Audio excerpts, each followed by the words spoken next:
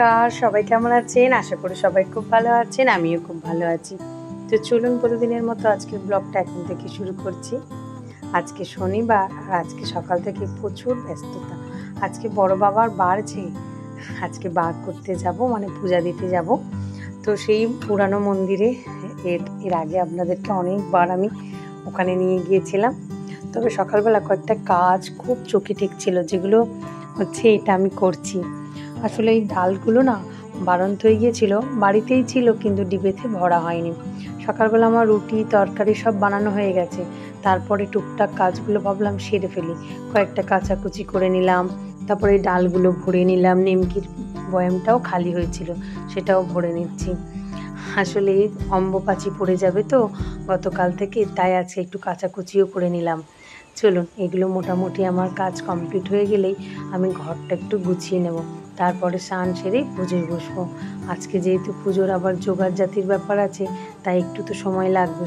তবে এখানে থেকে করব না পুজোর জোগাড়, মায়ের বাড়িতে গিয়ে করব। ঘরটা গুছোতে যাই, চলুন। ঘর গুছোতে এসে দেখি এই গোলাপ দুটো। আসলে গতকাল রাতে যখন বাজার করতে গিয়েছিলাম, পুজোর বাজার করে আনার সময় ফুল দোকান থেকে এই ফুলগুলো আমি একটু নিয়েছিলাম। একটা নিয়ে নেব ভেবেছিলাম, বা একটাই নিয়েছিলাম, আর ওই বাবাকে দেবো বলে। মাঝে মাঝে এই ছোটো ছোটো ফুলশুটিগুলো বেশ ভালো লাগে করতে, জানেন।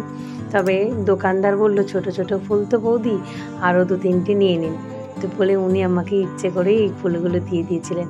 এই দেখুন, এখনও একটা ফুলের প্লাস্টিকের মধ্যে রয়ে গেছে। 3টে কি কাউকে দেয়া যায় বলুন তো? তো ছোটো ছোটো বলে আমি 2টো দিয়েছিলাম ওর বাবাকে। উনি খুব খুশি হয়েছিলেন, জানেন। তো এই দেখুন, ফলগুলো আমি এখানে ধুয়ে রেখে দিয়েছি। আম, কলা, আপেল, সাথে একটু মধুর ডিবেটা সব রকমই আছে। এবার আমি স্নান সেরে পুজোয় বসে গেছি। গোপাল ঠাকুরকে একটা মালা পরিয়ে দিলাম। কয়েকটা মালা আজকে নিয়েছি, জানেন। ঘটেও দেব, আর মন্দিরেতেও নিয়ে যাব মা কালীকে, বড় বাবাকে পরানোর জন্য। সচরাচর তো মালা টালা দেওয়া হয় না। যখন কালকে বাজারে গেলাম আর চোখের সামনে পেলাম, আর দামটাও বাজেটের মধ্যে ছিল বলে আমি কয়েকটা মালা নিয়ে নিয়েছি। আর শুধু মন্দিরে পুজো দিতে যাব বলে মন্দিরের জন্য নেবো, তা কী হয় বলুন? আমার বাড়ির ঠাকুরগুলো এবার কী করেছে। আর দারুণ লাগে, জানেন, এরকম রজনীগন্ধার মালা দিয়ে ঠাকুরকে পরাতে। কয়েকদিন বেশ বাড়িটা মোমো করবে রজনীগন্ধায়। হ্যাঁ, চলুন, মোটামুটি সাজানো হয়ে গেছে। একটা মা কালীর ঘটে মালা দিলেই হয়ে যাবে। কিন্তু মালাটা যেহেতু একটু ভারী, তাই ঠাকুরগুলো ছোট ছোট তো, তাই যেন বারবার পড়ে যাচ্ছে মনে হচ্ছে। এদিকে আমার সব মোটামুটি ঠাকুরকে পুজো দেওয়া হয়ে গেছে। এবার আমি আলতাটা পরতে বসেছি। যেহেতু পূজা দিতে যাব, তাই একটু আলতা সিঁদুরও পরে নিচ্ছি। হয়ে গেছে কমপ্লিট আমার গুছানো। এবার মায়েদের ওখানে গিয়ে আমি ফলটা কাটবো। চলুন তাহলে বেরিয়ে পড়ি। আজকে আমি একাই যাচ্ছি।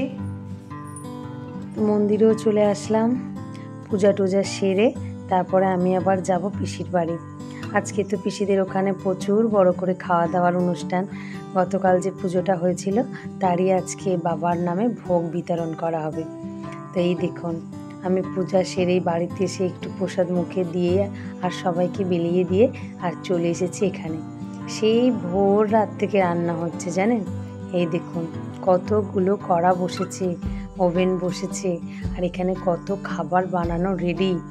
আর সেই কখন থেকে খাওয়ানো হচ্ছে, এখন বাজে প্রায় 3টের মতো, কিন্তু এখনও লোকের ভিড়টা দেখি। চলুন, এখানে সবজি যারা কাটছে তারা তো কেটেই যাচ্ছে।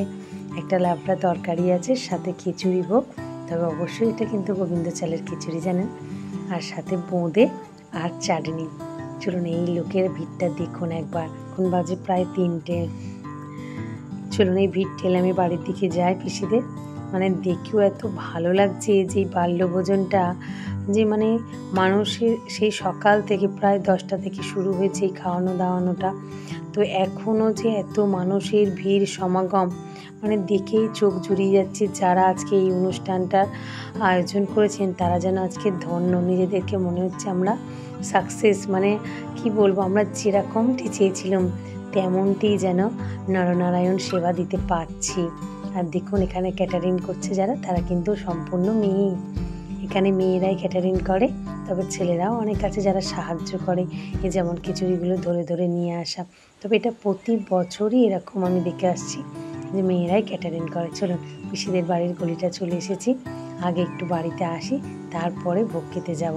তো বাড়িতে এসে দেখি আমার আরও এক পিসি এখানে এসে বসে আছে। এই যে সবাই গল্প গুজব করছে, বনে বনে এক জায়গায় জুটলে যেটা হয়। তো আমিও চলে এসেছি, বাচ্চারা এখানে উপরে খেলা করছে। আর পিসির ঠাকুরটা আমার খুব চোখে ঠেকলো। পিসির এই ঠাকুরটা যেই সিংহাসনে ছিল সেই সিংহাসনটা এখন তৈরি করতে দেওয়া হয়েছে। তো ঘরে এসে দেখলাম বোনের একটু বিশ্রাম নিচ্ছে। তারপর আমি একটু ছাদে আসলাম। ওই যে দেখুন দূরে দেখা যাচ্ছে মন্দিরটা, খুব একটা দূরে নয় কিন্তু, জাস্ট দুটো বাড়ি পরেই ওই মন্দির। আজকে কি নাই কি হচ্ছে এরকম একটা ব্যাপার, মানে হাজার হাজার লোকের সমাগম। বাচ্চারা আবার আইসক্রিম খেতেও চলে এসেছে। আরই তার সাথে আছে। আজকে আরই আর আমি দুজনে মিলে এসেছি পিসিদের বাড়ি। তবে বৌদিরও আসার কথা আছে সন্ধ্যাবেলা, আর আরইর বাবাও আসবে সন্ধ্যাবেলা ডিউটি থেকে হয়ে। তো উনি আসলেই আমি একটু ওনার সাথে বসবো ভোগ প্রসাদ খেতে। আর আরই বললো যে ওর মামির সাথে খেয়ে নেবে একটু। তো আমি আপনাদেরকে একটা কথা বলি, এই যে খিচুড়ির গামলাগুলো ফাঁকা দেখছেন, এখানে কত কুইন্টাল চালের খিচুড়ি হয়েছে জানেন? 5 কুইন্টাল চালের খিচুড়ি হয়েছে। মানে ধরুন 500 কেজি চালের খিচুড়ি হয়েছে, আর সবটাই গোবিন্দভোগ চাল। আর সাথে ছিল নাকি 3 কুইন্টাল ডাল, মানে 300 কেজি ডাল আর 500 কেজি চাল। আর তারপরে তো সবজি আলু এগুলো তো রয়েইছে। 2 গাড়ি, মানে হাতি গাড়ির নাকি 2 গাড়ি এখানে সবজি এসেছে, ভাবতে পারছেন? আর এখানে যেটা মানুষ বিশ্বাস করে, এই দুলাল বাবার আশীর্বাদ, তাই তো? এই দুলাল বাবার আশীর্বাদে এগুলো সব কিছু সম্ভব। আর আজও এত বছর ধরে এখানকার মানুষ এই পরিষেবাটা দিয়ে যাচ্ছে, মানে ধারণার বার। এই দেখুন এখানে 2টো কড়াইয়ে শুধু তেল ফুটছে না, এখানে সব কিছু ভাজাভুজি হচ্ছে, সব একদম ছাঁকা তেলে ভেজে দেওয়া হচ্ছে। তারপরে এই জিনিসগুলোই বাইরে গিয়ে তরকারি চাপানো হচ্ছে। এখানে আছে পটল, আলু, কুমড়ো। আর এই যে এখানে দেখুন সব রকম পরপর সারিয়ে দিয়ে কড়াতে, একটা কড়াই ভাত, একটা কড়াই খিচুড়ি মানে সিদ্ধ হচ্ছে, একটা কড়াই ডাল ভাজা হচ্ছে, একটা কড়াতে সবজি রান্না হচ্ছে। এই রকম পর পর হতেই থাকছে ঘন্টার পর ঘন্টা। এনাদের ধৈর্য সত্যি, আজকে এনাদের জন্যই আমরা এই ভোগ প্রসাদ কিন্তু খেতে পাবো। তাই এনাদের অনেক ধন্য। এনারা যে এই ভোর থেকে এখনও কাজ করছে। এখন বাজে প্রায় রাত 7:30-8টার মতো। তো এখনও দেখুন কত রান্না করতে বাকি আছে।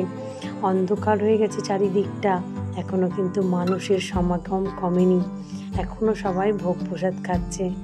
তো ফ্রেন্ডস, আমরাও একটু খেতে বসে গেলাম। আর ওই বাবা আসতে খিচুড়িটা কত সুন্দর হচ্ছে দেখেছেন? যেহেতু আজকে আমার বড় বাবার বার, তাই আমি কিন্তু খিচুড়ি ভোগ খাবো না, তো একটু ওই তরকারিটা নিয়ে নিয়েছিলাম। তবে আরইর বাবা খিচুড়িটা খেয়ে বললো দারুণ স্বাদ হয়েছে। তবে এর আগে ওর মামি আর মানুও দুজনেই বলেছে খুব দারুণ স্বাদ হয়েছে। আর আমি একটু তরকারি খেয়ে দেখলাম সত্যি দুর্দান্ত।